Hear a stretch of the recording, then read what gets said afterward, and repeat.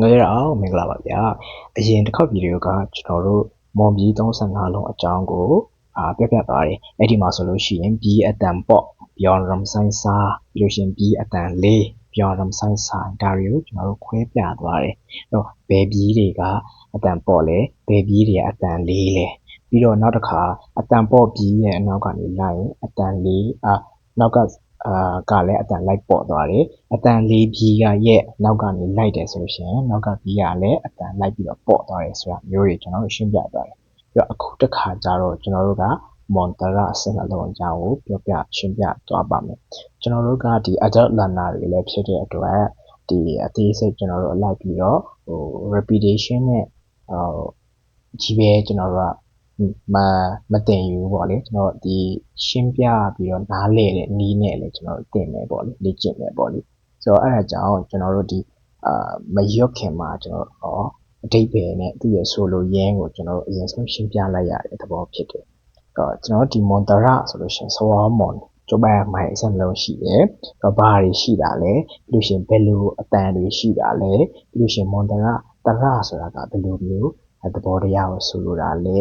ဘယ်လိုနေရာတွေမှာသုံးဝင်တာလဲဆိုတဲ့ဟာမှာကျွန်တော်အဲ့ဒါရှင်းပြသွားပါမယ်ဗျာနော်ဒီမှာကြည့်ပါဒီဇာ12ကွက်ပေါ့လေဒီဇာဒီအလျားလိုက်ကြည့်လို့ရှင်ကောလမ်12ခုတွေ့မယ်ဟုတ်အဲ့ဒီမှာသူကစဝါမွန်တရ12လုံးရှိတယ်လို့ဆိုလိုတဲ့အတွက်တောင်လိုက်က12ကောလမ်တွေ့တယ်ပထမဆုံးအကြောင်းကိုဖတ်ကြည့်ရအောင်အတန်ကိုကျွန်တော်တို့ပထမဆုံးရေးပြီးတော့မိတ်ဆက်ပေးမယ်တရအတန်တွေကအတန်12တန်ရှိတယ်ဆိုတာဘာတွေလဲပေါ့နော်အဲ့တော့ပထမဆုံးကအပြီးရင်ပြီးရင်ပြီးရင်အုပ်အိုးအောင်ဒီအတန်12တန်ပေါ့လေဒါပထမဆုံးအကြောင်း12လုံးရွတ်ပြသွားအဲ့ဒီမှာပထမဆုံးကဒုတိယကတတိယကအခရာ e လေးနဲ့ရေးထားတယ်သူကတော့စတုထကျတော့ e ဆိုတဲ့အခရာနဲ့ရေးထားတယ်နောက်5လုံးမြောက်ကကျတော့ဥဆိုတဲ့အခရာရဲ့6လုံးမြောက်ကျတော့ဥဆိုတဲ့အခရာဖြစ်သွားတယ်ဆိုတော့ပြီးလို့ရှိရင်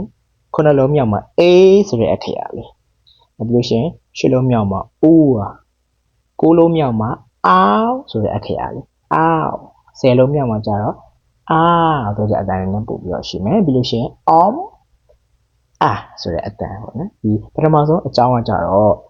ဘာနဲ့ရေးထားတာလဲဆိုရင်အခရာပုံစံနဲ့ရေးထားတယ် e ကြည့်လိုက်တာအခရာရေးထားတယ်ဥဆိုလို့ရှိရင်လည်းအခရာပဲ a ဆိုလို့ရှိရင်အခရာပဲပြီးလို့ရှိရင်အောင်ဆိုလို့ရှိရင်လည်းအခရာပဲဆိုတော့ပထမအကြောင်းကအခရာနဲ့ရေးထားတာဒုတိယအကြောင်းကတော့အခရာနဲ့မဟုတ်ဘဲနဲ့တပ်ပုံတွေနဲ့ရေးထားတာဖြစ်တယ်ကြည့်လိုက်ပါနံပါတ်3ခုမြောက်ကောလမ်မှာကြည့်လိုက်ရင်အပေါ်က e အခရာနဲ့ရေးထားတယ်အောက်ကကျတော့လုံးကြီးတင်ဆိုတဲ့တပ်ပုံနဲ့ရေးထားတယ်ဆိုတော့ဒါဟာဒီအတန်ထွက်အတူတူပဲဒါပေမဲ့အခရာနဲ့ရေးတာရှိနိုင်တယ်လို့တပ်ပုံနဲ့ပဲရေးတာမျိုးလည်းရှိနိုင်တယ်ဆိုတာပြောပြတာဗျဆိုတော့အခုစလုံးကကျွန်တော်တို့ကြည့်လိုက်တာနဲ့နည်းနည်းပဲမှတ်ရမယ်ဗျအများကြီးမှတ်စရာမလိုဘာလို့လဲဆိုလို့ရှိရင်ကျွန်တော်တို့ဒီအထူးသဖြင့်မြန်မာစာကိုသင်ယူခဲ့ရဘူးတဲ့လူမြန်မာတရားလေ့လာဘူးတဲ့လူဆိုလို့ရှိရင်ဒီမွန်စကလုံးတွေမွန်တရားတွေမွန်တရတွေမွန်ပြည်တွေကိုနောက်ထပ်တစ်ဆင့်လေ့လာရရင်ဒါမဝေးအလှမ်းမဝေးတော့ဘာလို့လဲဆိုတော့မြန်မာစာထက်မွန်စာကများတယ်ဆိုပေမဲ့မြန်မာစာရထားတဲ့နှုံအတိုင်းအတာနဲ့ဆိုရင်ဒါမွန်စကလုံးတွေရဲ့ဒါတဝက်ကြော်လောက်ကိုဒါရနေပြီးဖြစ်တယ်အဲ့ဒီသဘောဆိုတော့လေဒါပြီးလို့ရှိရင်တိတ်လည်းမကွာဘူးဆိုတော့ဒါကျွန်တော်တို့မှတ်ရတာအရင်ကြီးတော့မခက်ဘူးဗျပြန်ပြောပြမယ်နော်အိဥအောင်ဆိုတော့ဒီအတန်12တန်ဟိုပထမဆုံးအကြောင်းမှာသူကအခရာနဲ့ရေးထားတယ်ဒုတိယအကြောင်းမှာကျတော့စလုံးပေါင်းတပ်ပုံနဲ့ပြန်ပြီးတော့ရေးထားတယ်အဲ့မှာ တန်ထွက်တီကိုစလုံးမသက်ပုံနဲ့ပြန်ရေးထားတာဒုတိယအကြောင်းကြည့်ကြည့်လိုက်ပါသူကဆိုတဲ့ဟာလေးသူ့ရဲ့ B တစ်လုံးတည်းပဲရှိတဲ့အတန်ဒုတိယမှာကျတော့ရေးချပါတဲ့အတန်ဆိုတဲ့အတန်ဖြစ်သွားတယ်တတိယမှာကျတော့လုံကြီးတင်ပါတဲ့အတန်ဆိုပြီးဖြစ်သွားတယ်စတုတ္ထမှာကျတော့လုံကြီးတင်ဆန်ခဲအမောမှာကျတော့ဒီလုံကြီးတင်ဆန်ခဲရဲ့သဘောတရားကမြန်မာရဲ့သဘောတရားနဲ့ချွတ်စွမတူဘူးလေနော်ဘာသာစကားတစ်ခုနဲ့တစ်ခုကတော့ပဲတူနိုင်မလဲဒီမှာဆိုလို့ရှိရင်ဒါလို့ရေးတဲ့အခါမှာဒါမြန်မာလိုမျိုးလုံကြီးတင်ဆန်ခတ်နဲ့မတူပါဘူးအဲ့ဒါလေးသတိထားပါပြီးလို့ရှိရင်ကြတော့လုံကြီးတင်အထဲမှာအစံလေးခတ်ထားတာနော်အစံကလေးခတ်ထားမဝိုက်ထားအစံလေးခတ်ထားသူ့ရဲ့သဘောတရားဆိုတော့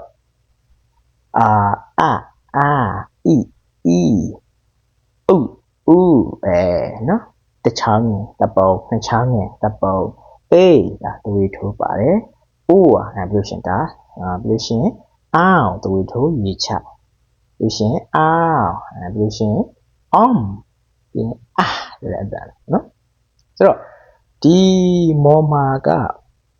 ဒီရေးချကိုဘယ်လိုခေါ်လဲလုံးကြည့်တင်ဘယ်လိုခေါ်လဲတချောင်းငင်ဘယ်လိုခေါ်လဲသူဝေထိုးဘယ်လိုခေါ်လဲဆိုတဲ့ဟာတွေရှိတယ်ဗျဒါပေမဲ့ကျွန်တော်ကဒီမှာ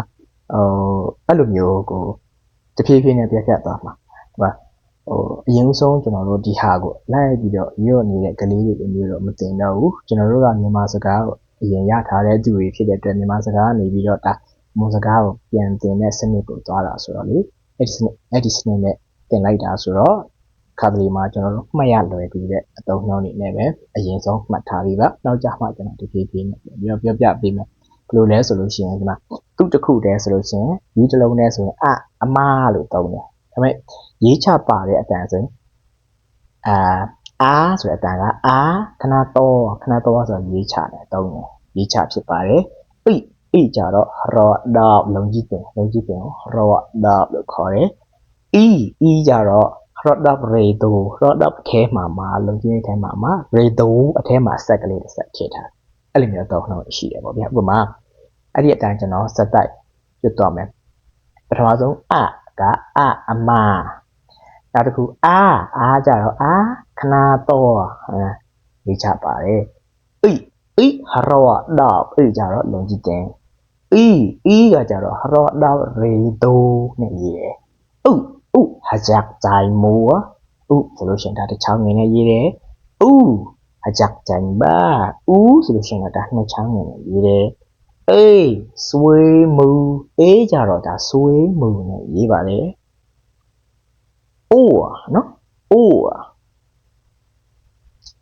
နော်ရှစ်ခုမြောက်ကြတော့စဝါပလောနဲ့ရေးပါတယ်သူကစဝါပလောလို့သုံးတယ်နော်စဝါပလောလို့သုံးပါတယ်မြန်မာလိုကြတော့နောက်ပြေးပုံစံမျိုးဖြစ်နေရလေအဲ့ဒါကမော်မှာအဲ့ဒါစဝါပလောလို့ခေါ်ပါတယ်နောက်ကိုခုမြောက်မှာဆွေးမူခဏတော့ကြတော့သူဝေထိုးလည်းပါတယ်ရေးချလည်းပါတယ်ဖြစ်တဲ့အတွက်ဒါဆွေးမူခဏတော့ရေးတယ်လို့ဒါပြလို့ရှိရင်တော့10လုံးမြောက်မှာဒါလည်းခုနနဲ့အတန်သိမ့်မကွာအောင်ဒါပေမဲ့အတန်နည်းနည်းလေးဆွဲလိုက်ပါဒီကကြတော့ဒါဟလဲတော့သုံးပါတယ်ဒီသင်္ကေတတော့ပမာမရှိဘူးမော်မှာကြတော့ဒါရှိတယ်ဟလဲတော့နော်ဟလဲတော့လို့ခေါ်တယ်ဘယ်လိုဆိုကောင်းကိုနောက်ပြန်လှန်လိုက်ပေါ့လေဟလဲတော့โอเคပြီးလို့ရှိရင်17လုံးမြောက်ကကကြတော့မအတန်နဲ့အဆုံးသတ်တဲ့အတန်ပေါ့လေဒီမှာလဲကျွန်တော်အင်္ဂလိပ်လိုရေးထားတဲ့အတန်ထွက်က m နဲ့အဆုံးသတ်ထားတယ်ပေါ့လေနော်ပြီးလို့ရှိရင်တော့နောက်ဆုံးကရတော့ပေါ့နော်ကြတော့ဒီမှာမြန်မာလိုကြည့်လိုက်ရင်ဝတ်စုံနှလုံးပေါက်ပုံစံဖြစ်တကယ်တော့ဒါဝတ်စုံပေါက်မဟုတ်ပါဘူးဒါမွန်မှာကြတော့ဒီကောင်ကဆိုတာကဟာဆိုတာဟာအတန်ထွက်တဲ့ဟာလို့ဆိုကိုအဒီဟာရတော့ကိုထည့်လိုက်တယ်ဆိုလို့ရှိရင်ဖြစ်သွားတယ် h အတန်ပေါက်သွားတယ်ကျွန်တော်တို့ကောင်းတွင်ဆိုလို့ရှိရင်အကနဲ့သုံးတာအဲ့ဒီဟာကရဲ့အဲ့ဒီအစဆက်လေးအကသုံးပါတယ်ဆိုတော့ဒါကျွန်တော်အတန်ထွက်ဘယ်လိုအတန်ထွက်တာလဲဆိုရှင်းပြသွားတာပြီးလို့ရှိရင်အခေါ်သင်္ကေတတွေဘယ်လိုခေါ်တာလဲလို့ကျွန်တော်ရှင်းပြသွားတာဖြစ်တယ်ဒါတစ်ခေါက်ပဲရှင်းပြတော့မယ်ပေါ့နော်အမြဲတမ်းဒါကိုအမခဏတော့ဟရတော့တော့ရေတော့ချက်ကျမိုးဆိုပြီးတော့ကြောက်ကလေးလိုမျိုးမရွတ်တော့ပါဘူးတော့ဒါပေမဲ့အတန်ထွက်ကိုတော့နောက်တစ်ခေါက်ထပ်ရွတ်ကြည့်ပါဦးနော် ဒုတိယအမြောက်အတန်းကိုကြည့်လိုက်မယ်နော်တရဆန္ဒလုံးရဲ့အတန်းနောက်တစ်ခေါက်ပြန်ကြည့်ပါအာဥဥဒီမှာဥကကြတော့အပေါ်ကအင်္ဂလိပ်အတန်းနော်အင်္ဂလိပ်အတန်းနှစ်ခုရှိနေတယ်ဥမှာလေအင်္ဂလိပ်အတန်းနှစ်ခုရှိနေတယ်ဆိုတော့အပေါ်ကအင်္ဂလိပ်အတန်းကိုကျွန်တော်ကအရင်ဆုံးရွတ်သွားတာနော်ပြန်ရွတ်လိုက်မယ်နော်အာဥအေအို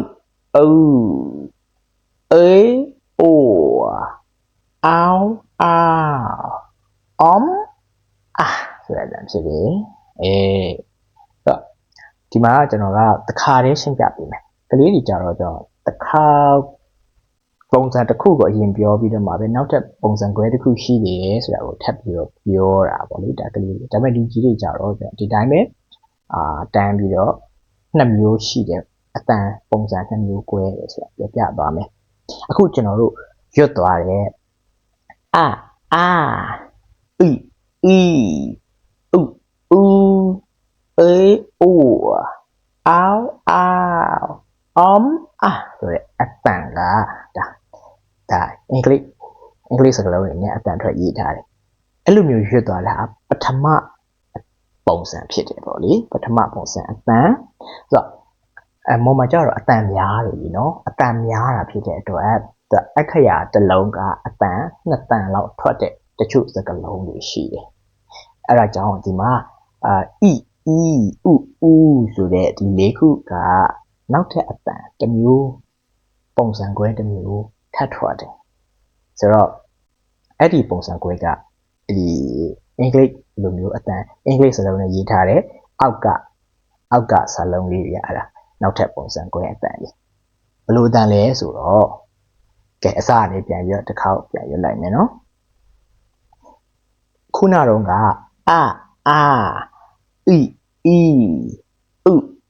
ဒီလိုမျိုးကျွန်တော်တို့သွားတာပထမပုံစံကပထမအတန်ပုံစံကဒါပေမဲ့ဒုတိယအတန်ပုံစံကကြတော့အောက်ကအင်္ဂလိပ်စကားလုံးကြောင်းနဲ့သွားမယ်နော်ဥမှာအဲ့တော့အ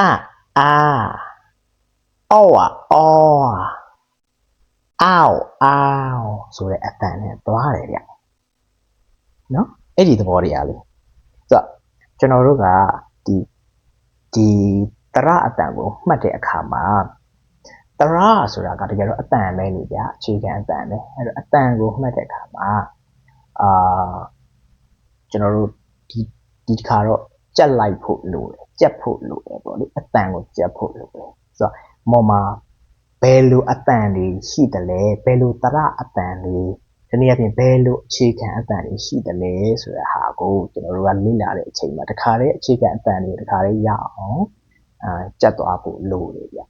အဲ့ဒါကြောင့်ဒီမှာတော့ရွေးချယ်စမ်းရှိ no choice ပဲကြက်ရမှာဖြစ်တယ်အတန်ထွက်တွေပေါ့လေအတန်ထွက်တွေအဲ့တော့ဒါဆိုရင်အတန်ထွက်ကအခုချိန်ထိတိတ်ပြီးတော့ခက်ခဲကြီးရလို့မဟုတ်ပါဘူးအဓိကကတော့ပြောကျင့်လုံးဝမရှိခဲ့ရကနေအခုစပြီးတော့လေ့ကျင့်နေဆိုတော့အစာပိုင်းဆိုတော့နည်းငယ်တော့ထောက်ချင်နဲ့ထောက်နေမှာပေါ့အတန်ထွက်ရတိုးတော့ဒါကြီးကအရန်ခက်ခဲနေတဲ့အတန်လေးမဟုတ်ဘူးဒါကိုထွက်လို့နိုင်တဲ့အခြေခံအတန်လေးပဲဖြစ်ပါတယ်ဒါကြောင့်မလို့မှတ်ကြည့်ပါဖတ်ကြည့်ပါကြက်ကြည့်ပါနော်โอเคအဲ့ဒီဥခုနကတော့ပထမရွတ်တဲ့အတန်ပုံစံပြီးလို့ရှိရင်ဒုတိယရွတ်တဲ့အတန်ကခုနကတော့အော်ဆိုတဲ့အတန်ရှိတယ်ဆိုတဲ့ဟာလေးအဲ့ဒီနှစ်မျိုးခွဲကြက်လိုက်ပါအခုနားထောင်နေတဲ့အချိန်မှာလည်းတစ်ခါလေးနည်းခွဲကြက်ကြည့်ပါနားထောင်နေရအောင်လေဒီချာနားထောင်နေခြင်းနဲ့ကြက်တဲ့ဟာကိုလည်းကျွန်တော်အတန်ကိုလိုက်ပြီးတော့လိုက်နင်းပြီးတော့ကျွန်တော်အတန်လိုက် follow လုပ်ပြီးတော့လိုက်ပြီးတော့ပြောကြည့်စီခြင်းတစ်ခါလေးနော်โอเค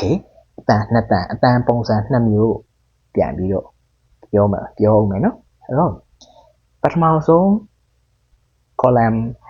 column ကစုစုပေါင်း12 column ရှိတယ်ဟုတ်လားအတန်တရအတန်12ခုရှိတာဟုတ်တရ12လုံးရှိတာဟုတ်တရ12လုံးရဲ့ပထမအဆုံး6လုံးကိုပဲကျွန်တော်တို့အရင်ဆုံးကျင့်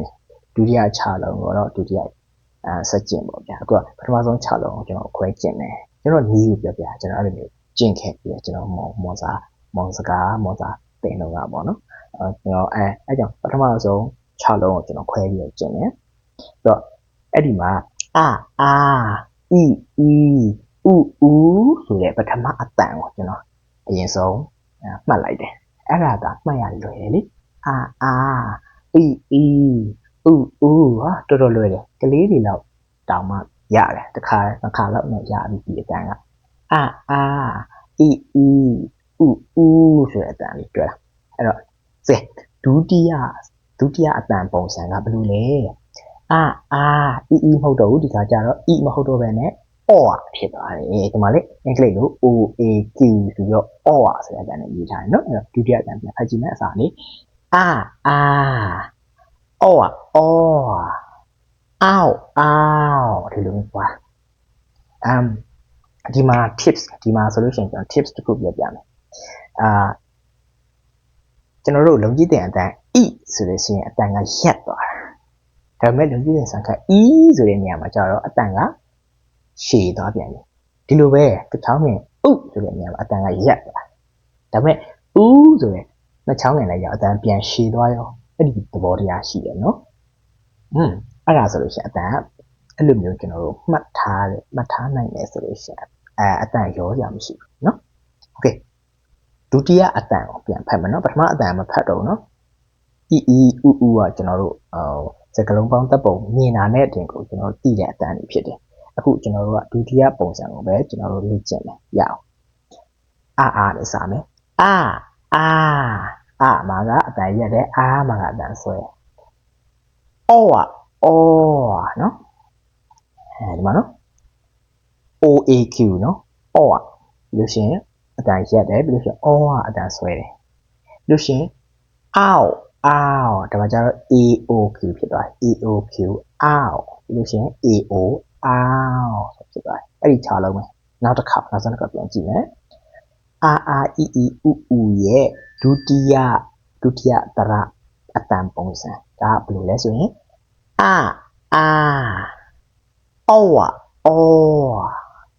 ော်ဆိုတဲ့အတန်ပေါ့ဟုတ်တယ်နော်โอเค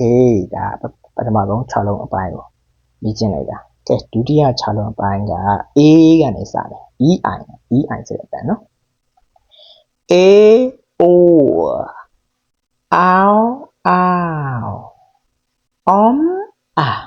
ကကြတွေ့လား AWM ဆိုတဲ့ M အတန်နဲ့ကျွန်တော်ရေးထားတယ်ဘာလို့မအတက်ပတ်သက်ပရတယ်ဒီမှာကျတော့ EH ပါတဲ့အတန်လေးနော်ကဲ6လုံးဒုတိယ6လုံး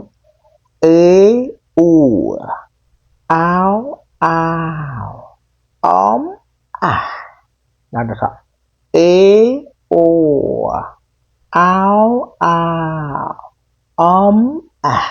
အဲ့တော့ဗျာ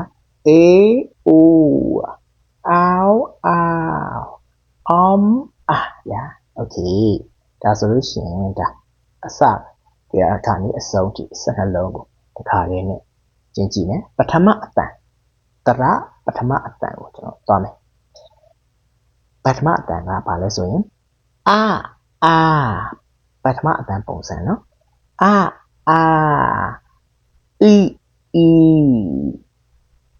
ဥ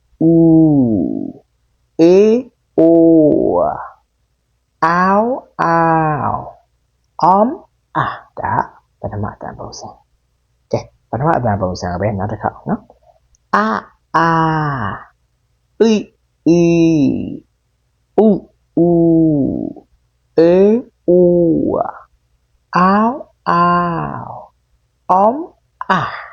โอเคဒါတော့တရရဲ့ပထမအတန်ပုံစံကဲတရရဲ့ဒုတိယအတန်ပုံစံနော်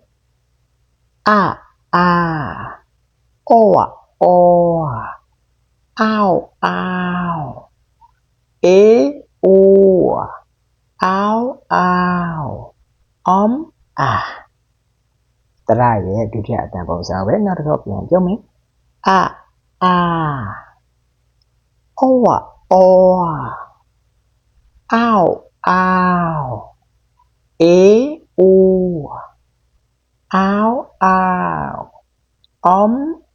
ဟုတ်ပြီနော်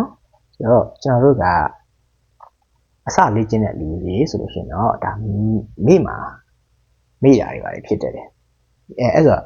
မိတာလည်းဘာမှဖြစ်ကို့မှာဗီဒီယိုရှိတယ်အတန်ဖိုင်ရှိတယ်အဲ့ဒီအတန်ဖိုင်အတိုင်းလိုက်နင်းပြီးတော့လိုက်ပြီးတော့ follow up အရေး shadow speaking ပါဗျာ shadow လိုက်ပြီးတော့လိုက်နင်းပြီးတော့ပြောပေးအဲ့ဒါဆိုလို့ရှိရင်စကားတွက်လာသူ့အလိုလိုပါစက်နှခမ်းအတန်ထွက်နေသူ့လိုရနေဗျအဲ့လိုမျိုးဆိုတော့လက်ကြည့်ပါဗီဒီယိုဖိုင်လိုက်ထားလဲဆိုတော့အဲ့ဒီအားသာချက်ရှိတယ်အများနဲ့ဖွင့်ပြီးတော့လိုက်ပြီးတော့ပြောကြည့်နေလို့ရတယ်ဆိုတော့ခုနကတော့ပြောသွားတဲ့တရအဆက်နှလုံးရဲ့အတန်ပထမအတန်ပုံစံဒုတိယအတန်ပုံစံဘယ်နေရာတွေမှာဥတွေမှာအတန်ကွဲသွားတယ်ဘယ်လိုကွဲလဲဆိုတော့အော်ဆိုပြီးအတန်ပြောင်းသွားတယ်ဆိုတော့အဲ့ဒီလိုမျိုးတရပထမအတန်ရဲ့တရဒုတိယအတန်ရဲ့ဆိုတော့ကျွန်တော်တို့ဒါလေ့ကျင့်တာနော်လေ့ကျင့်တာဆိုတော့ကဲအပေါ်ကကာလာမပါတဲ့အကြောင်းတွေကျွန်တော်တို့ဒါတရရဲ့အခြေခံအတန်တွေကိုကျွန်တော်ပြောပြသွားတာဆိုတော့အဲ့ဒီဟာတွေကိုကျွန်တော်တကယ်ဘီးတွေနဲ့တွေးပြီးတော့သုံးပြမယ်ဒီကာလာပါတဲ့ဒုတိယကာလာပါတဲ့အောက်ကအကွက်နှစ်ကွက်မှာလေအောက်ကthird row နဲ့ fourth row ပေါ့ဗျာနော်ဒီကာလာပါတယ်လေမကကိုထည့်ထားတယ်လို့ရှိရင်ကထည့်ထားတာရွှေမှုရောင်လေးနဲ့ဒါကာလာလောက်ထားတယ်အောက်မှာအစိမ်းရောင်နဲ့ကာလာလောက်ထားကြ guide ကိုလောက်ထားတယ်ကျွန်တော်တို့ဒါ B တွေ mon consonants တွေ B မှာသင်တော့က B ကအတန်ပေါ့ရှိပြီးတော့အတန်လေးရှိတယ်အတန်ပေါ့နဲ့အတန်လေးနှစ်ခုရှိတယ်ဆိုတော့ကျွန်တော်ပြပြဖို့လည်းဟုတ်လားအဲ့ဒါကြောင့်ဒီမှာအတန်ပေါ့ B ဖြစ်တဲ့ကကိုတစ်လုံးကိုကျွန်တော်ထည့်ပြထားတယ်နောက်မှလည်းအစိမ်းရောင်နဲ့အတန်လေး B ဖြစ်တဲ့ guide တစ်လုံးကိုထည့်ပြထားတယ်နှစ်မျိုးရွတ်ပြပါမယ်ဆိုတော့ခုနကတော့ကျွန်တော်လေ့ကျင့်ထားတဲ့တရအတန်အခြေခံအတန်တွေကိုပဲကဆိုတဲ့ B အတန်လေးနဲ့ပေါင်းလိုက်မယ် B နဲ့ခုနကတော့တရအတန်နဲ့ပေါင်းမယ်တရအတန်ဆက်နှလုံးကိုဒီက B နဲ့ပေါင်းမယ်နော်ခုနကတော့အာအီအီဥအေဥအောင်းအော်အေဥအောင်းဆိုတဲ့ဒီတရအတန်ဆက်နှမျိုးရှိတယ်ဒီတရအတန်ဆက်နှမျိုးကိုဒီကဆိုတဲ့အတန်ပေါ်ပြီးနဲ့ပေါင်းလိုက်ဘယ်လိုအတန်ထွက်မလဲလာပြီကျွန်တော်ဒီမှာရွှေနုရောင်လေးလောက်ထားတဲ့ကာလာအကြောင်းเนาะအဲ့ဒီအကြောင်းစမယ်ကအပြီးနဲ့sorry ကဆိုတဲ့ဒီကိုတရနဲ့ပေါင်းလိုက်ရင်ကပဲထွက်မှာပေါ့အတန်ထွက်ကဒါပေမဲ့အဲ့ဒီကပြီးကိုပဲဆိုတဲ့တရဒုတိယတရဆိုတဲ့တရနဲ့ပေါင်းရင်တော့ကားထွက်တာပေါ့အဲ့ဒီကပြီးကိုပဲတတိယတရဆိုတဲ့အတန်နဲ့ပေါင်းရင်တော့ဆိုပြီးတော့ထွက်တာပေါ့အဲ့ဒီကဆိုတဲ့ပြီးကိုပဲစတုထတရဆိုတဲ့ပြီးနဲ့ပေါင်းရင်တော့ကြီးဆိုပြီးတော့ထွက်တာပေါ့အဲ့ဒီကဒီကိုတရနဲ့ပေါင်းရင်တော့ဆိုပြီးတော့ထွက်တာပေါ့ကဒီကိုတရနဲ့ပေါင်းရင်တော့ဆိုပြီးတော့ထွက်တာပေါ့ကဒီကိုတရပေါင်းရင်တော့ဆိုပြီးတော့ထွက်တာပေါ့ကဒီကိုတရပေါင်းရင်တော့လို့ထွက်တာပေါ့ကဒီကိုတရပေါင်းရင်ကောင်းလို့ထွက်တာပေါ့ကဒီကိုတရပေါင်းရင်ကောင်းဆိုပြီးတော့ထွက်မယ်ကဒီကိုတရပေါင်းရင်တော့ကောင်းဆိုတဲ့ဒီထွက်မယ်ကဒီကိုတရပေါင်းလိုက်ရင်တော့ကဆိုပြီးတော့ထွက်ပါပေါ့ဗျာဟုတ်တယ်နော်ဒါပထမအတန်ပုံစံနဲ့ဟုတ်ကဲ့ပထမအတန်ပုံစံကနေဆက်ရလိုက်မယ်ကြည့်မယ်နော်ကကိုsorry ကကုကိုကောင်းကောင်းဆိုပြီးတော့ရတယ်လေမဟုတ်ဘူးလားရတော့တယ်နော်ဟုတ်ပြီဒါတော့ပထမအတန်ပုံစံနဲ့ရွတ်တာဆိုတော့ဒုတိယအတန်ပုံစံအော်အေးစသဖြင့်အဲ့ဒီအတန်နဲ့ရွတ်မယ်ဆိုလို့ရှိရင်ကနဲ့အတန်ကနဲ့တရအတန်ပေါင်းရင်ကနဲ့တရအတန်ပေါင်းရင်ကနဲ့တရပေါင်းရင်sorry ဒီမှာကျတရမဟုတ်တော့ဒုတိယအတန်ပုံစံကျတော့ဆိုတဲ့တရအတန်နော်ကနဲ့တရအတန်နဲ့ပေါင်းရင်ဆိုရင်နော်ကနဲ့ဆိုတဲ့တရအတန်ပေါင်းရင်ကနဲ့ out တရနဲ့ပေါင်းရင်နော်cow ကနဲ့ cow sorry ကနဲ့ out တရပေါင်းရင်နော် cow နော်ကနဲ့ a တရပေါင်းရင် k ကနဲ့ u တရပေါင်းရင် ko ကနဲ့ out တရပေါင်းရင် cow ကနဲ့ out တရပေါင်းရင် cow ကနဲ့ တရပေါင်းရင် com ကနဲ့တရပေါင်းရင် က sorry ကဒီအတန်ထွက်တယ်ဒါဒုတိယအတန်နော်ဒုတိယအတန်နော်ဒုတိယအတန်ပုံစံပြန်ပြီးရေးကြည့်မယ်ကကောနော်အင်္ဂလိပ်စကားလုံးလေးရေးထားတဲ့အတန်ထွက်ကိုဒုတိယအလုံးဒုတိယအကြောင်းဖတ်လို့ရနော်အစနဲ့ပြန်ဖတ်လိုက်မယ်ကကောကောက်ကေကိုကောက်ကောင်းကဆိုပြီးတော့ကျွန်တော်အတန်ထွက်ရမယ်ဗျโอเคဒါတော့အတန်ပေါ့တွေကိုရွတ်သွားတာဗျာကျွန်တော်မြန်တစ်ခေါက်ရွတ်လိုက်မယ်ပထမအတန်ရောဒုတိယအတန်ရောမြန်တစ်ခေါက်ခြုံငုံမိနိုင်အောင်နော်ခြုံငုံပြီးတော့အော်ဒီတန်ဆိုပြီးတော့မှတ်လို့ရခုနကတော့ကျွန်တော်အနှေးလေးချင်းယူရတယ်အနှေးလေးချင်းလိုက်လို့ရှိရင်အမြန်ထက်လေးချင်းလိုက်လို့ရှိရင်မရသေးအနှေးထက်လေးချင်းလိုက်လို့ရှိရင်ရပြီဆိုအမြန်ထက်လေးချင်းလိုက်အနှေးအမြန်လေ့ကျင့်ကြည့်ထူးခြားလိမ့်မယ်ကျွန်တော်သဘောတရားတွေပို့ပြီးတော့ရလာလိမ့်မယ်ဒီလိုပါလားဒီလိုအမြန်ကြတော့ဒီလိုမျိုးအနည်းကြတော့ဒီလိုမျိုးမှန်တယ်အမြန်ကြတော့ဒီလိုမျိုးပြီးတော့အနည်းရအမြန်ကိုကြားဖူးသွားတယ်ကိုနားနဲ့ကိုကြားဖူးသွားတယ်ဆိုလို့ရှိရင်ဒါပြောရရင်ပို့ပြီးတော့ရင်းနှီးတယ်လို့ခံစားရစီတယ်အဲ့ဒါလည်းကျွန်တော် tips တွေပြောပြတာနော်โอเคနော်โอเคကပဲကျွန်တော်တို့ကတရပထမအတန်ရောဒုတိယအတန်ရောနဲ့ရွတ်ကြည့်ပေးမယ်ကကီကုကေကူကောက်ကောင်းကဒါပထမအတန်ကဲဒုတိယအတန်ကကွာကောက်ကေကူကောက်ကောင်းကဒါဒုတိယအတန်ဖြစ်တယ်ဟုတ်ပြီနော်ကဲနောက်ဆုံးဒီအတန်လေးကိုသုံးပြီးတော့ရွတ်ပြပါမယ်ဘယ်လိုရွတ်မလဲဆိုလို့ရှိရင်တော့ဂိတ်ဆိုတဲ့ဘီကိုနော်ဒီတော့ဆိုတဲ့တရနဲ့ပေါင်းရင်တော့ဂိတ်နဲ့နဲ့ပေါင်းရင်ဘာပဲပြောဂိတ်ဆိုအတန်လေးဆိုတော့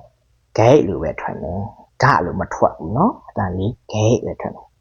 အဲ့ဒီဂိတ်ကိုပဲတရနဲ့ပေါင်းရင်ရောဂိတ်နဲ့တရပေါင်းရင်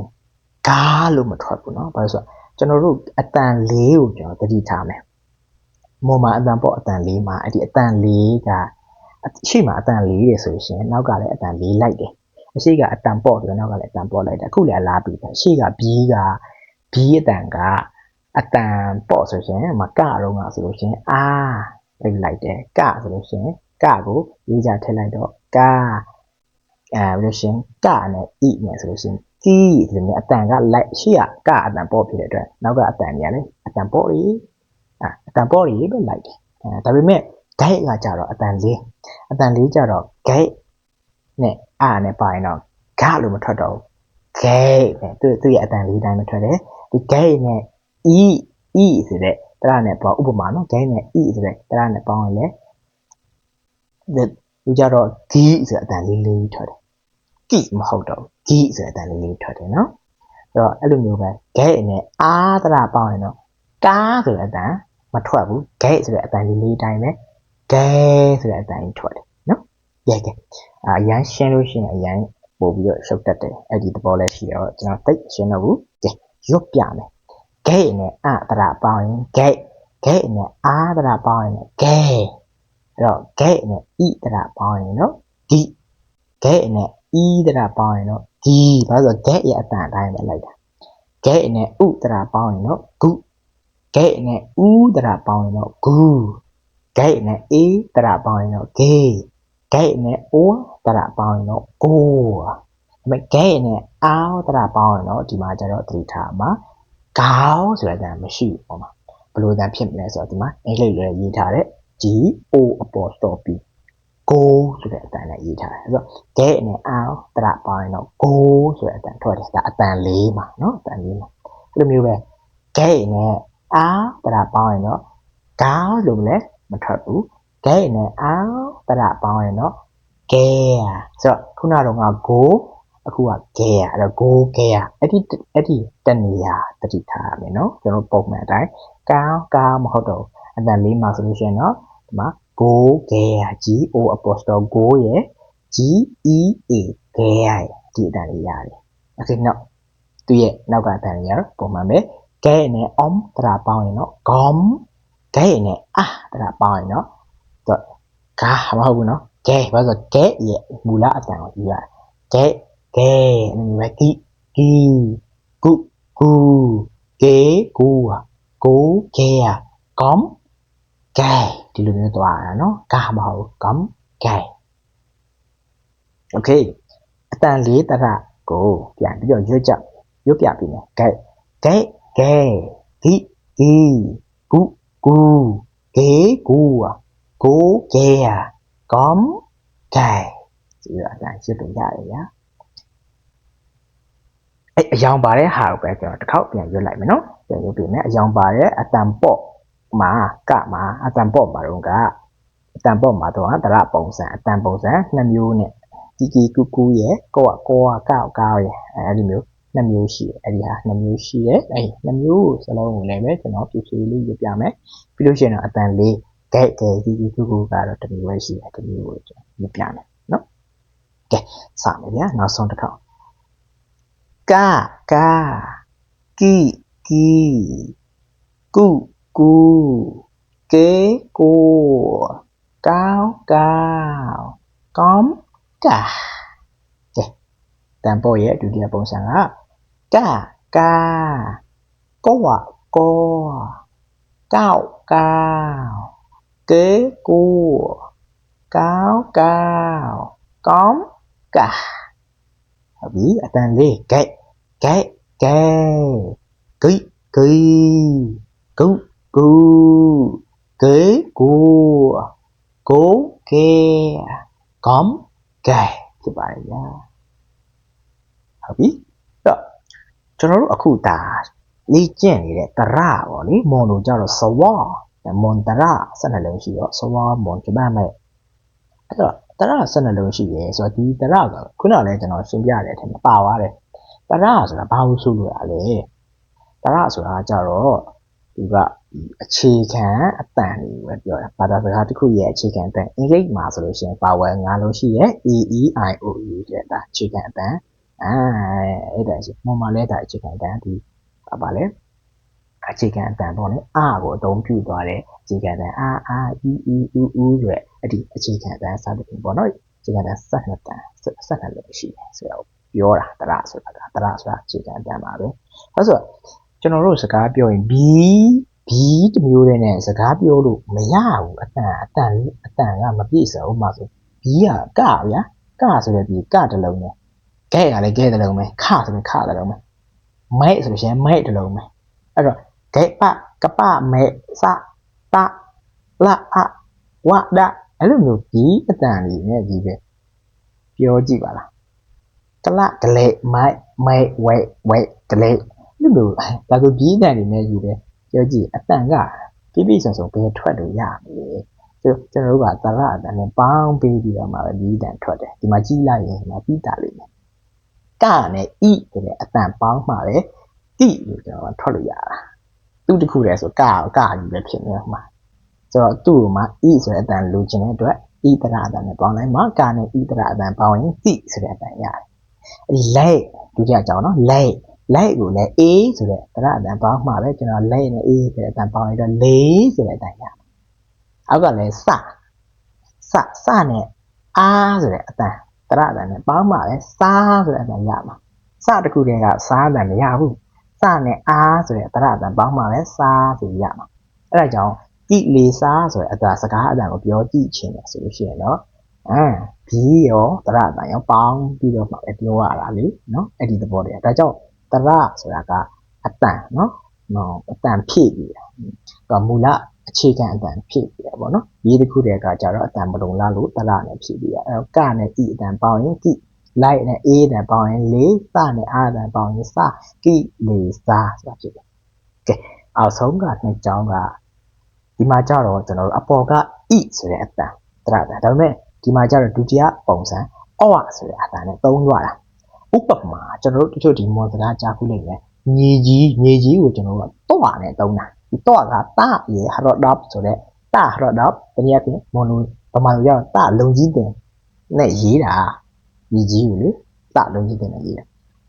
တာလုံကြီးတင်ကိုကျွန်တော်မော်လိုတိလို့မပြောဘူးလေတော့လို့ပဲပြောတာမြေကြီးကိုတော့လို့ပဲပြောတာအဲ့ဒါကြောင့်လုံကြီးကျင်ကဒီမှာဤအတန်နဲ့ရသလိုအော့အတန်နဲ့ရခဲ့တယ်လေရတယ်ဆိုကျွန်တော်လေ့လာခဲ့အဲကြောင့်တာနဲ့အော့ဆိုတဲ့တရအတန်ပေါင်းရင်တော့ဆိုတာရတယ်အဲ့လိုမျိုးပဲအောက်ဆုံးကချနဲ့ဤဆိုတဲ့အတန်ပေါင်းရင်တော့ချီဆိုပြီးကျွန်တော်ရတယ်ချီဆိုတာကလှုပ်ရှားတာတော့ချီမြေကြီးလှုပ်ရှားတယ်ပြောချင်တာတော့မရှင်လှုပ်တယ်ဆိုလို့ရှိရင်တော့ချီဆိုပြီးပြောရတယ်ဗျတော့ချီပေါ့နော်ဒါမလင်းလှုပ်တာ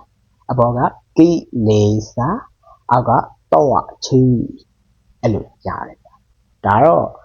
ဒီနေ့သင်ခန်းစာတော့ပြီးရယ်ဗရရယ်ကိုဒါတွဲပြီးတော့သုံးပြရတယ်ဆိုတဲ့ဟာကိုပြောပြသွားတာဟုတ်ကဲ့